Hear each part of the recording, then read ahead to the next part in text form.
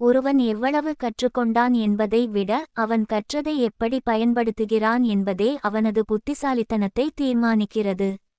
புத்திசாலிக்கான முக்கியமான ஒரு சூத்திரம்: விஷமுள்ள பாம்பாக இருந்தாலும் அது கடிக்காவிட்டாலும் கூட தான் விஷம் உள்ளது என்பது போல படம் எடுத்து காட்ட வேண்டும். அதாவது ஒரு புத்திசாலி தன்னை மற்றவர்கள் ஏமாற்றாத அளவுக்கு தனது ஆளுமையை வலிமையாக வைத்திருக்க வேண்டும். தகுதிக்கேற்ற நட்பு: யாருடன் பழக வேண்டும் என்பதில் புத்திசாலிகள் தெளிவாக இருப்பார்கள். அறிவில்லாதவர்கள், தீய குணம் கொண்டவர்கள் மற்றும் எப்போதும் எதிர்மறையாக பேசுபவர்களிடம் இருந்து புத்திசாலிகள் விலகியே இருப்பார்கள்.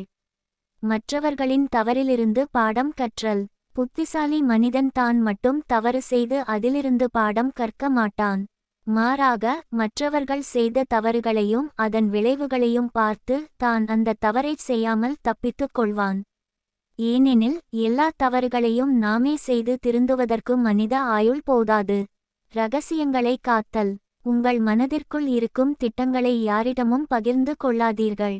அந்த திட்டத்தை செய்து முடிக்கும் வரை அதை இரகசியமாக வைத்திருப்பதே புத்திசாலித்தனம் என்கிறார் சாணக்கியர். ஒரு வேலையை தொடங்கும் முன்பே அதை தம்பட்டம் அடிப்பவர் புத்திசாலி அல்ல. அதிகம் பேசுபவர்களை விட குறைவாக பேசி காரியத்தில் கண்ணாக இருப்பவர்களே புத்திசாலிகள். உங்கள் பலவீனத்தை யாரிடமும் வெளிப்படுத்தாதீர்கள். உங்கள் பலம் என்ன என்பது உங்களுக்கு மட்டுமே தெரிந்த இரகசியமாக இருக்கட்டும். சாணக்கியர் கூறுவது போல, ஒரு செயலைச் செய்வதற்கு முன் உங்களிடம் பிளான் ஏ மற்றும் பிளான் பி இருக்க வேண்டும். வருமானம்: உங்கள் செலவை விட வருமானம் அதிகமாக இருக்கும்படி பார்த்துக்கொள்வதே நிதி ரீதியான புத்திசாலித்தனம். நேரம்: தேவையற்ற விவாதங்களை தவிர்த்து உங்கள் நேரத்தை பயனுள்ள கற்றலில் செலவிடுங்கள்.